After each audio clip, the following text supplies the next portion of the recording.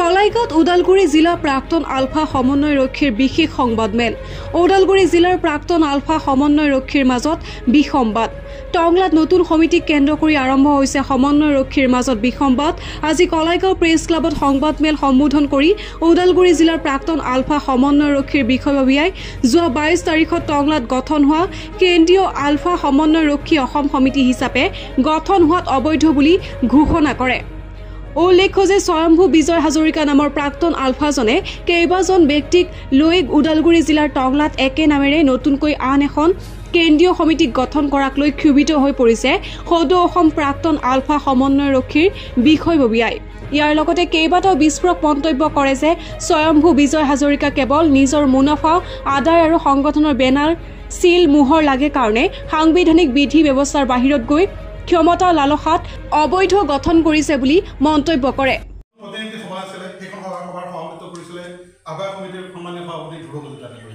আৰু সেই একেখন দৰং জিলাত যিখন সভা হৈছিলে সেইখন সভা প্ৰতিনিধিত্ব কৰিছিলে ধ্ৰুৱ কলিতা ডাঙৰীয়াই। এটা প্ৰশ্ন উত্থাপন কৰিছে যে তেওঁলোক আচলতে বিষয়বাবুৰ মতে লালায়িত এই ধৰণৰ কথাখিনি অলপ তাৎসল্য কৰিব বিচাৰিছে। আমি স্পষ্টভাৱে ক'ব বিচাৰিছোঁ ধ্ৰুৱ কলিতা ডাঙৰীয়াই অসমৰ ইমূৰৰ পৰা সিমূৰলৈ গোটেই সতীৰ্থসকলক সংগঠিত কৰি পেলাই তেওঁ গোটেই সংগঠনটো আগবঢ়াই নিব বিচাৰিছিল। ধ্ৰুৱ কলিতা ডাঙৰীয়াই যদি সভাপতি হ'ব বিচাৰিলেহেঁতেন দৰং জিলাৰ সভাখনতো তেওঁ সভাপতি হ'ব পাৰিলেহেঁতেন, তেওঁ সুযোগ পাইছিল। কিন্তু তেওঁতকৈ জ্যেষ্ঠ ব্যক্তি তেওঁতকৈ নিস্বাৰ্থভাৱে কাম কৰিব পৰা ধৰণৰ ব্যক্তি মাননীয় মীনাৰায়ণ গগৈ ডাঙৰীয়াক সভাপতি পাতি প্ৰাক্তন আলফা সমন্বয়ৰক্ষী সমিতিক আগবঢ়াই নিবৰ কাৰণে প্ৰয়াস কৰিছে। গতিকে এইটো এটা আদৰণীয় ব্যৱস্থা। গতিকে যিকোনো কৰি সংগঠনটো যাতে অসমৰ সংগ্ৰামী জনগণৰ ওচৰত সেয়া প্ৰতিবাদ কৰিবৰ কাৰণে প্ৰয়াস নকৰে, তাৰ কাৰণে আমি ন্যস্ত স্বাৰ্থ জড়িত প্ৰত্যেকগৰাকী ব্যক্তিকে আমি সকীয়াই দিব বিচাৰিছোঁ।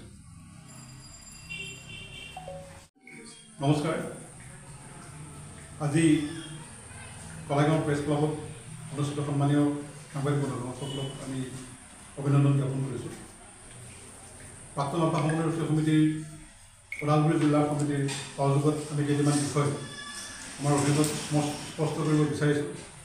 বিভিন্ন মিডিয়াৰ জৰিয়তে কেইটামান বিষয় আমাৰ দৃষ্টিগোচৰ হৈছে। এই কথাখিনিৰ ওপৰতে আমি আমাৰ স্পষ্ট মত আমি প্ৰকাশ কৰিব বিচাৰিছোঁ। প্ৰাক্তন আলফা সমন্বয়ৰক্ষী সমিতি গঠন হৈছিলে অবিভক্ত দৰং জিলাৰ মংগলদৈ চহৰত। তাৰপিছতেই 2004 চনত মৰিগাঁও জিলাত প্ৰাক্তন আলফা সমন্বয়ৰক্ষী অসমৰ জন্ম হৈছিলে। আৰু সেই সংগঠনটিয়ে এতিয়ালৈকে অৱধাৰিতভাৱে অসমৰ জনগণৰ হৈ কাম কৰি আহিছে। অসমৰ জ্বলন্ত সমস্যাসমূহৰ সমাধানৰ অৰ্থে অসম প্ৰাক্তন আলফা সমন্বয়ৰক্ষী সমিতিয়ে ইতিমধ্যে বহু ক্ষেত্ৰত অগ্ৰণী ভূমিকা লৈ আহিছে।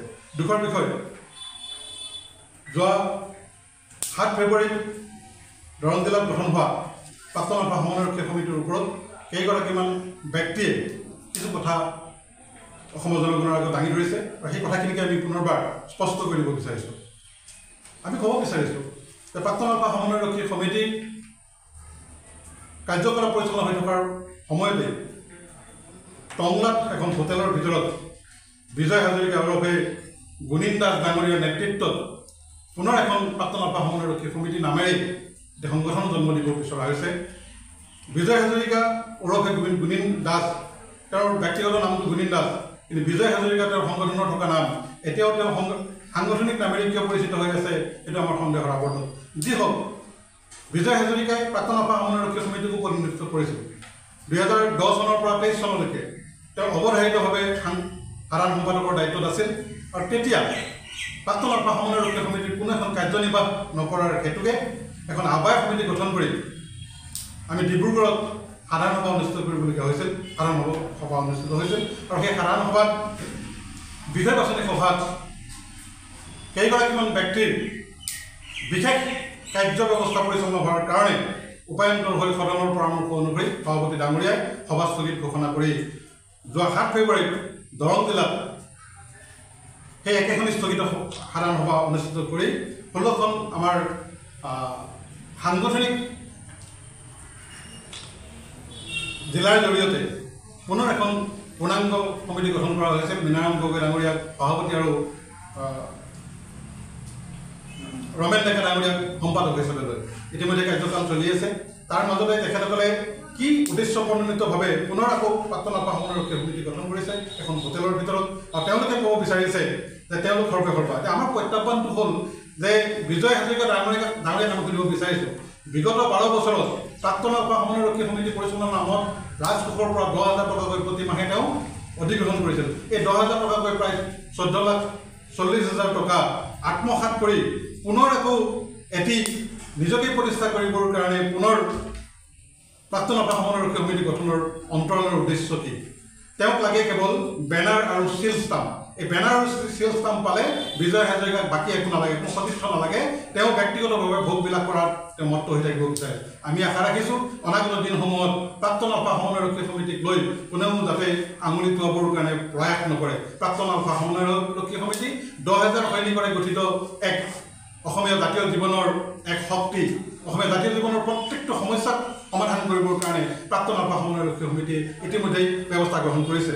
আমি আনন্দেৰে ক'ব বিচাৰিছোঁ জাতীয় অৰ্থনীতি আৰু পৰিকল্পনা বিভাগৰ ৰূপায়ণ বিভাগৰ সন্মানীয় সম্পাদক জিতেন দত্ত ডাঙৰীয়াৰ নেতৃত্বত প্ৰাক্তন আলফা সমন্বয়ৰক্ষী সমিতিয়ে প্ৰতিখন জিলাত আত্মসংস্থাপনৰ ব্যৱস্থা কৰিছে। অসমীয়া জাতীয় সমস্যাসমূহৰ লগতে নিবনুৱা সমস্যাক সমাধান কৰিবৰ কাৰণে মাননীয় জিতেন দত্ত ডাঙৰীয়াৰ নেতৃত্বত প্ৰাক্তন আলফা সমন্বয়ৰক্ষী সমিতিয়ে প্ৰতিখন জিলাতেই বিভিন্ন ধৰণৰ কাৰ্যসূচী আমি হাতত লৈছোঁ আৰু সেইখিনিক আমি কাৰ্যকৰী ৰূপ দিবৰ কাৰণে প্ৰয়াস কৰিছোঁ।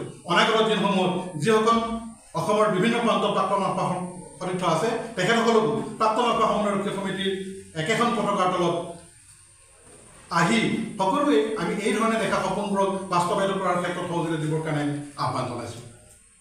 আমি আশা ৰাখিম অনাগত দিনত পুনৰবাৰ কৈছোঁ অনাগত দিনসমূহত বিজয় হাজৰিকাৰ দৰে সুবিধাবাদী নেতাই যাতে আমাৰ মাজত বিভাজন আনিবৰ কাৰণে প্ৰয়াস নকৰে এই কথাখিনি কিন্তু আমি স্পষ্টভাৱে কৈছোঁ। আৰু যদি এই ব্যৱস্থাটোলৈকে যায় 10,000 প্ৰাক্তন আলফা সৈনিকে কেতিয়াও